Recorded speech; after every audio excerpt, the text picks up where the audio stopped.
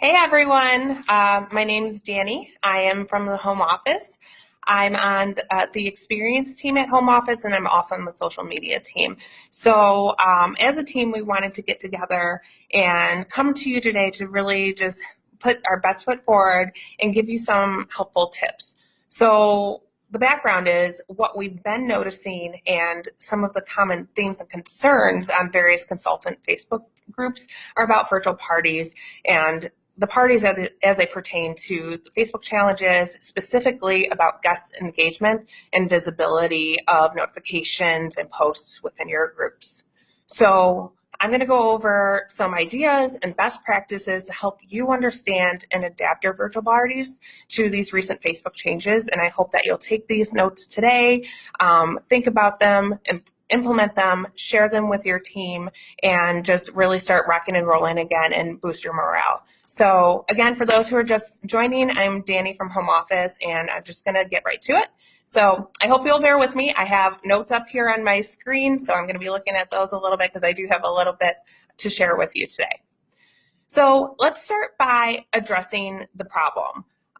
So some of the issues that we've seen are that guests aren't seeing posts in your events or your groups wherever you're holding your virtual parties.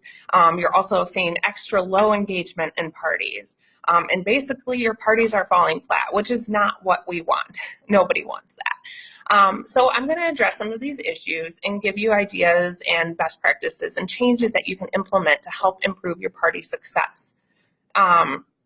First thing to think about is the personal invitation to your virtual parties. So just like if you were to host an in-person party, or if you're just going to host a birthday party, you want to extend a personal invitation to these virtual parties to get the most out of the guests that you have.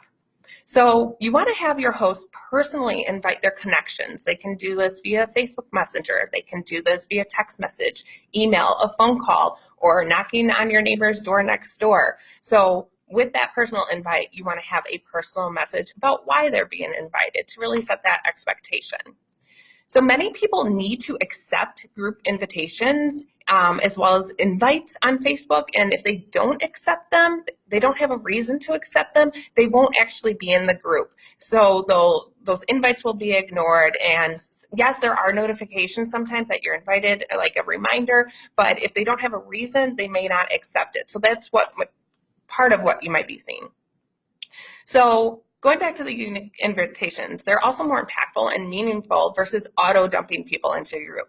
Yes, auto-dumping. It's an ugly word, and it's not really a thing you want to continue doing. So let's try to get over that. What we've seen is that smaller parties perform better in terms of sales than larger parties of hundreds of people when you have those smaller parties with engaged party guests. So they had a reason to come in, they want to be there, they're going to check back, they're going to pay attention. It's also easier on the host to invite a smaller group of people that are closer connections to them, than inviting masses of connections. So what we've seen is that hosts can only invite about 40 people at a time, and then Facebook kind of puts a hold to that. So there's a limit, and then they have to go back in, and hosts don't understand, why can't I invite more people? So that kind of puts pressure on you as a consultant too. So when we say maybe start with your closest connections, invite 25 people and go from there, but a smaller party with more engaged guests is going to give you a better turnout. So the second thing I'm going to move on to is having the host involved in party content and having them involved often. So Facebook now prioritizes post activity from friend connections. There's a big shift and a big focus this year from Facebook on your close connections and meaningful content, and also groups. So there's going to continue to be changes with them. So we're trying to pay attention and work with those changes. So going back to your friend activities, when a friend, in this case, which is a host of virtual parties, when that friend posts in a party, or if they go live in a party, or even if they comment on a post, one of your posts in a party, most attendees will get a notification and have a higher likelihood of seeing party activity. So it is crucial to get your hosts involved in your parties and do it daily, if not more than once a day, to really get that engagement going. So Facebook has multiple options for group notifications, and maybe you've seen this yourself like I did. So for example, if you're in a group that reaches 250 members or more, the notification setting will automatically be set to highlights by default for the users. So this comes straight from Facebook, and this is one of the resources I'm going to leave as a comment when I'm done here. So having this setting be a default is another reason to limit your party size. Many people like myself have groups turned on to highlights only or to friends posts only. So this is how you want to focus your energy and go back to your host coaching best practices. When you know that most people are only seeing highlights or they're only seeing their friends' posts, you want to work within those constraints and say, how can I make sure that this is a highlight? And that's by getting more engagement on that post. Or if they can only see a friend's post, that's when you want to have the host make sure to post. And then the last option for group notifications is to see all posts. And this, in my experience, isn't the most common setting used. I can tell you that my settings aren't like this. I want to see my friends' posts and I want to see my in the highlights. And I try to go back into groups often to catch up on what I want to catch up on. So you'll still have people going into your group and looking at content, but they're not going to get every notification. So if you're using Facebook events, you'll also want to make sure to add the host as a co-host of the event to raise the chances that their friend connections can see the updates that they make within the event discussion area. So that's a little hidden now too, especially with the changes that happened earlier in this year with Facebook events. Your discussion area is not set up front when you go into events. It's not the default. Usually it goes to about your event. So when you have an event, make sure that the host is a co-host and use that personal connection with the host inviting their guests to the party, and some strong host coaching will make a difference here as well. And I don't think I covered this, but I highly suggest you make your host a moderator or a co-admin if you're using groups. So there's options for both Facebook events and Facebook groups. So a third thing here, and this is going to be a big one, is going live to gain attention. I'm going to be honest with you, going live is not something I'm super confident at myself either. So if I'm doing it here today, you can do it too. I told you up front, I'm looking at notes, so there's different ways that you can practice and get out in front of it. I certainly practice to be here today myself.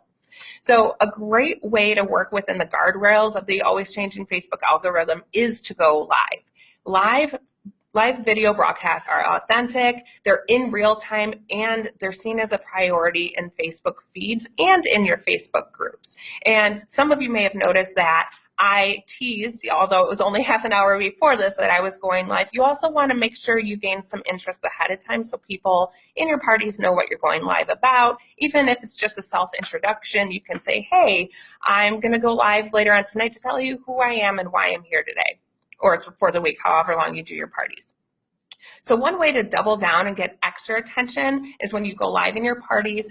And like I said, even if it's just an intro to yourself, if you only have 1 minute in your week, go live and do a specific introduction to yourself, because any live video is better than none. So squeeze in what you can do. If you can do multiple live videos, do a demo, explain your favorite tools and gift options, do what you can.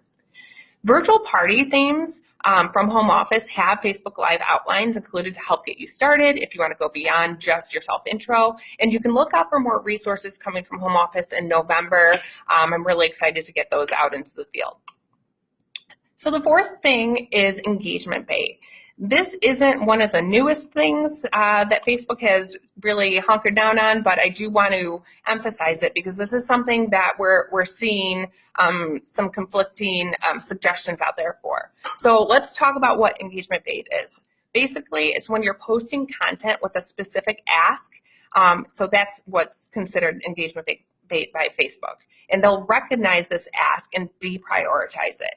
Facebook says, from them, asking people to comment with specific answers, which are words, numbers, phrases, tagging someone, or emojis, is engagement bait because it's seen as spammy in nature. And we just don't want to be spammy.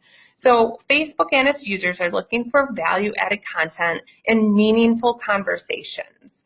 You can still post with an ask for comments, but you have to craft it in a way that seems natural and fun to the users, which are your guests. So for example, if you post, I love my MFP, comment with your favorite tool below.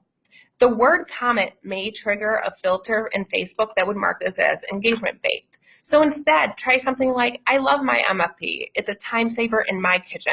What helps make meal times faster in your kitchen? So here you're still asking a question, but it's more open-ended and can inspire a more personal answer because it's not giving the user a directive to do something specific. And it also will provide you an area of opportunity to follow up with a comment and maybe spark a conversation with a guest who wouldn't have otherwise commented on that post. Another great option in groups is the poll function. This is a fun and engaging way to ask your audience input that is a built-in option provided by Facebook. So you can customize polls to the content you're covering. So for example, you can go on a scale from 1 to 5, how hard is meal prepping for you today? Or share what you're going to go live in. Let's say you're going to do a demo and you want to demo either guacamole or salsa. You can ask your audience ahead of time, hey, I want to demo guacamole or salsa. What would you rather see? So then the guests would vote on that one and providing them with even more reason to tune into your live either. So you can kind of work these two functions together. So I also want to remind you of the importance of our virtual party promises, which is covered in party experience training on PC University. So I coach my virtual host, I connect with people, I post with a purpose, I solve problems, and I make it my own. It's still really important to remember these and all the content that you add to your parties, that you add to your social media business page, even with some of the new challenges that can come up with Facebook changes. And believe me, I know changes will happen and they're going to continue happening. But the core of what you do every day really needs to stay steady, and we can overcome these things and work with them together. So coming in the next few weeks, you're going to hear directly from some of our top field leaders who are running virtual parties themselves. They're going to share what is working for them and their teams so that you can have the best advantage in this strong selling season. So stay tuned for more information from home office and more of those videos. But I hope, and the team here hopes, that that this information helps you through your current and future virtual party structures with a better understanding of some of the recent Facebook nuances. And for more information on host coaching and social media best practices, you can check out PC University, and specifically the social media marketing page on Consultants Corner has some great tips as well. And you can check out the comments on this video. Once I'm done here, I'm going to link to some resources at the end.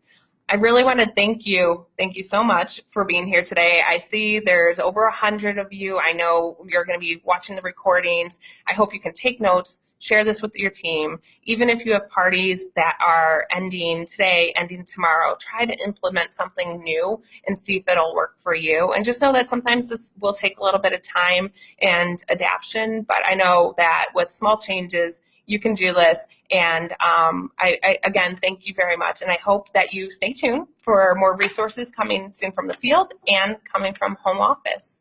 I'll talk to you soon.